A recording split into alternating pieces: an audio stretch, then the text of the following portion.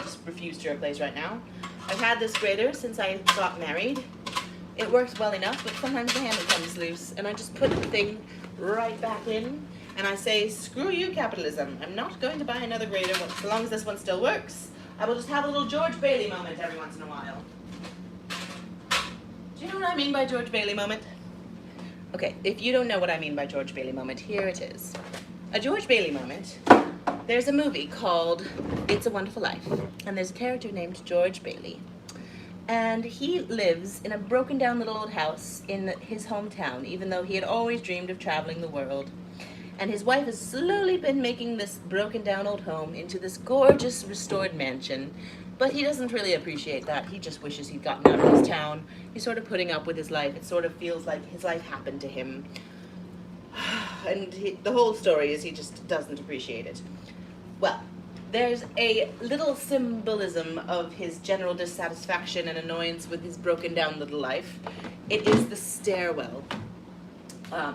He goes up the stairs, and the little handle on the stairs comes off in his hand every time he goes up the stairs, and he has to put it right back on its little nail, because his house is falling apart, and his life is falling apart, and it's symbolic, right?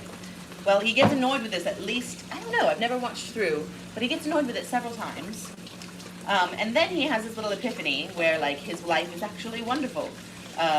Yes, he might be about to go to jail. Yes, he might be a failure in the eyes of most people, but he had a wonderful life. And so he comes back into his life, and he runs up the stairs to see his children, who he thought didn't exist anymore in his little thought experiment.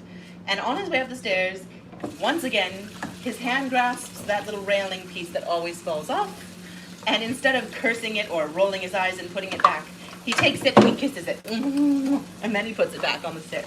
So I just have things in my life that remind me of that little George Bailey moment that just constantly break, and then I just have to put them back together again.